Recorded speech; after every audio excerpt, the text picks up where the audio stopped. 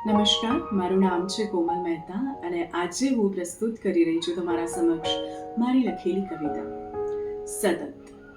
લાગણીને કેટલી છુપાવી અને કેટલી જતાવવી, લાગણીને કેટલી છુપાવી અને કેટલી જતાવવી, પણ યાર આ તો આવી જાય છે તારા સામે સતત. આ લાગણીની ધારાને હું કેટલી રોકું અને કેટલી ટોકું, પણ એણે તો વહેતા નદીની જેમ વહેવું છે સતત. કહેવું નથી કે તું ખાસ છે, કહેવું નથી કે તું ખાસ છે, પણ યાર આ તો 1000 વાર જતાવી જવાય છે સતત.